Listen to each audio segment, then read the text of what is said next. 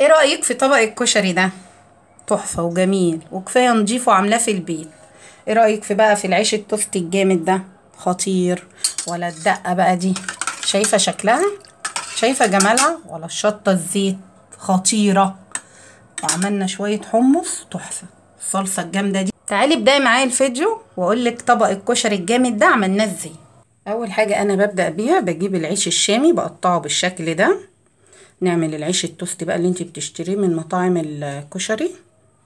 تعالى اوريكي. معايا طاسه على النار. فيها شويه زيت حلوين كده، بتسقطي فيهم العيش الشامي. بنحمره. بحمر العيش قبل البصل. خلاص. معايا على النار برضو حمص. احنا مش هنعمل حمص ابيض النهارده، هنعمله احمر. ومعايا برضو العدس بيتسلق. هقولك انا بضيف هنا ايه وبضيف هنا ايه. خلي بالك العيش ما بياخدش وقت على النار خالص. خلاص. هيبقى معاكي بالشكل ده. بصي اللون ده حلو قوي كده. هطلع العيش كله بالشكل ده. شايفين؟ شايفه لونه؟ شايفه قرمشته؟ هو وسخن كده بتحطي عليه كمون وكزبره وشويه ملح زي ما انا قلتلك. قبل ما يبرد تحطي عليه كمون وكزبره وشويه ملح عشان يبقى حقيق معاكي وطعمه جميل. كده انا خلصت تقليه العيش. هنزل بالبصل. كده انا شلت العيش بتاعي كله، نزلت بالبصل. هسيب البصل بقى يتحمر براحته. هنا انا نقع الحمص ده من امبارح بس اتخلصت من ميته، حطيت له ميه نضيفه اهو. انا رفعته على النار. هنزل عليه بمعلقه من الثوم وعلى العدس كمان بربع معلقه صغيره من الثوم. زي ما انا قلتلك انا هعمل الحمص بتاعي بطماطم، مش هعمله ابيض. معايا البصله برضو على النار. انا ما بضيفش للبصل اي حاجه، ما بحطلوش ولا نشا ولا دقيق ولا اي حاجه. وهوريكي لونه دلوقتي والقرمشه بتاعته. بصي انا حاطه الحمص وحاطه العدس وبحمر في البصل وبخرط بقيه البصل. شايفه؟ بس انا بخرط البصله رفنعه ازاي. هاتي سكينه حاميه عشان تطلعي نفس النتيجه دي. شايفه؟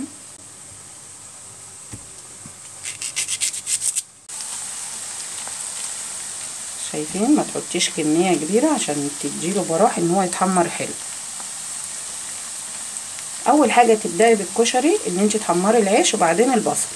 في نفس التوقيت بتكوني حاطه الحمص بتاعك، العدس، الكشري كله على بعضه ما ياخدش ساعه معاكي في المطبخ. اهم حاجه تبداي بس الزيت ده هو ده اللي هنعمل بيه بقيه الكشري كله. كده حلو قوي لون البصل. ما تنسيش ان هو هيغمق معاكي درجتين تاني. انت طلعيه بقى. حلو قوي كده اللون. حطي بقيه الكميه بقى التانيه اهو. ما تكتريش زي ما انا قلتلك. يبقى معاكي بالشكل ده. شايفين الشويه اللي طلعوا الاولانيين؟ شايفين شكلهم ولونهم؟ طلعي البصل بتاعك فاتح درجتين عن اللون اللي انت عايزاه عشان بعد ما بتطلعي من الطاسه بيغمق معاكي درجتين. شايفه؟ هحمر البصل كله بالشكل ده وارجع لك تاني. الحمص ده هنزل عليه بنص كيلو من الطماطم. فاحنا نزلنا هنا بالحله بالثوم والطماطم، شويه من الكمون وهنا كمان شويه من الكمون. هنزل بملح واحط برضو على العدس شويه ملح. كده انا خلصت البصل، خلصت التحمير. شايفين شكله تحفه. وكمان صفيت العدس. على فكره انا مش بسويه للاخر، بسيب له تكه كده حوالي 80% بس سوا. شايفه السوا بتاعه حلو قوي كده. تعالي بقى معايا على النار هقولك هعمل ايه كمان.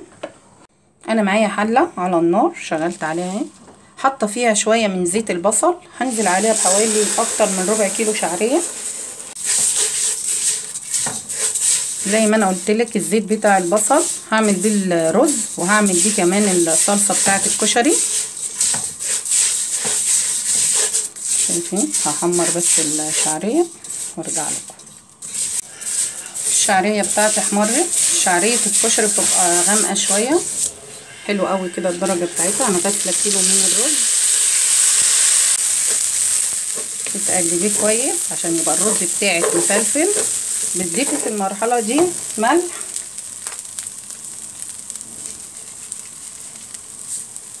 شويه كمون. لو انت لسه بنوته وداخله المطبخ ومش عارفه تظبطي الرز بالعدس، اعملي الطريقه دي، خلي العدس لوحده والرز لوحده. ولو انت حابه تعملي الاتنين على بعض، بتنقعي العدس ساعتين، لا بتسلقيه نص سوا، خلاص 50% كده، وبتحطيه في المرحله دي. بتقلبي بقى التلاته كده مع بعض، بتقلبيهم شويه عشان الرز بتاعك يبقى مفلفل. وبعدين تضيفي الميه بتاعتك. الميه بتاعتي لكل كوبايه رز عليه كوبايه من الميه. اهو انا زيدته من الميه بالطريقه دي زي ما انا قلت لك. لو ما بتعرفيش تظبطي الرز بتاعك، لكل كوبايه من الرز عليه كوبايه من الميه. خلاص ظبطي بقى الملح بتاعك وهتغطيه. اول ما يشرب ميته خالص بتوطي عليه.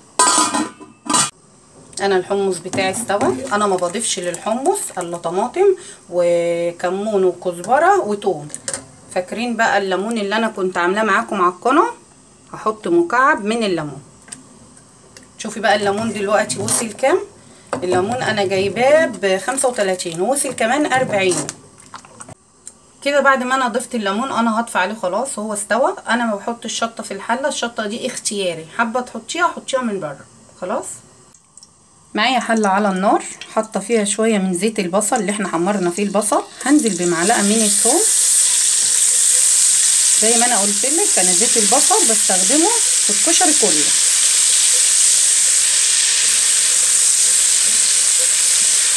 حمر بس الزيت. اول ما الثوم ياخد منك اللون الذهبي الجميل ده، بتنزلي عليه بمعلقتين من الخل. بعد ما الخل يعمل طشطشه معاكي كده ويغلي معاكي غلوه، تروحي نازله بالطماطم بتاعتك. انا ضربت كميه الطماطم بتاعتي كلها، احنا بنحب الصلصه بتاعته كتيره شويه. هنزل بشويه من الملح، معلقه صغيره من السكر، معلقه بابريكا لتعزيز اللون. انا الطماطم بتاعتي حمرا وجميله. معلقه كمون، معلقه صغيره من الفلفل الاسمر. الطماطم بتاعتي تتسبك براحتها. اشوف الرز بتاعي.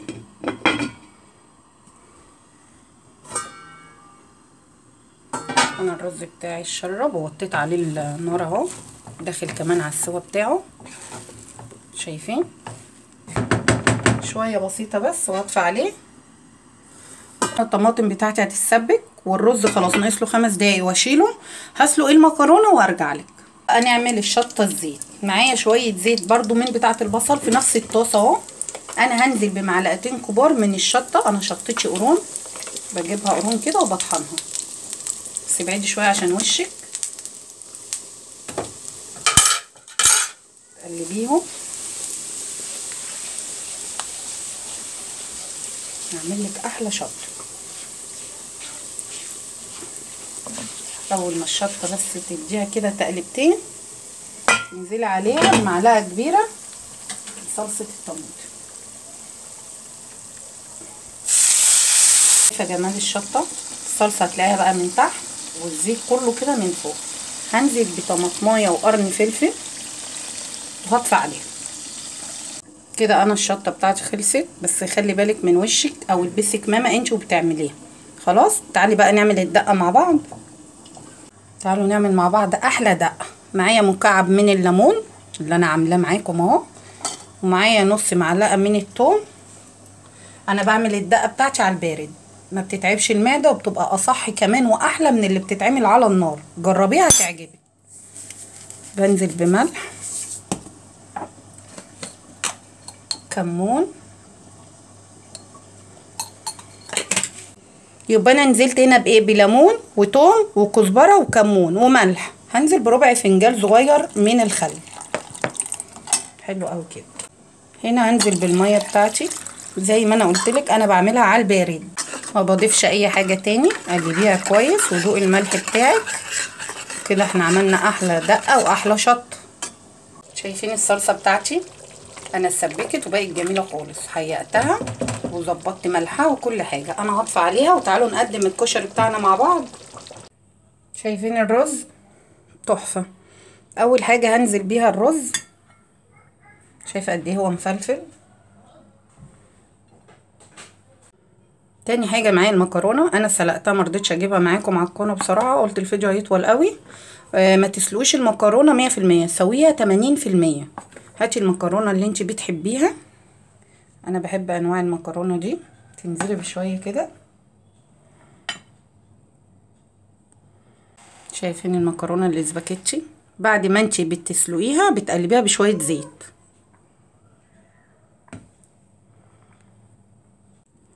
هنزل بالعدس بتاعي. رصي طبقك يبقى شكله حلو. قدمي اكلك بطريقه شيك،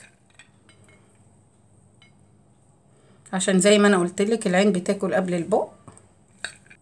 شايفه جمال البصل بتاعنا، شايفه حلاوته قد ايه هو جميل. بقى نحط شويه كده.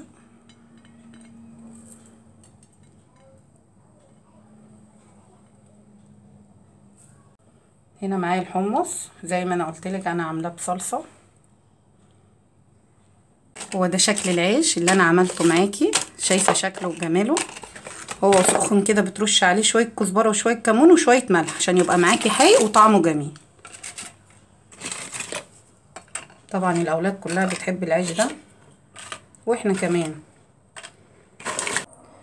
وهو ده شكل الكشري بتاعي النهارده. عملت معاكم العيش التوست وعملت معاكم الكشري بكل تكاته وخطواته.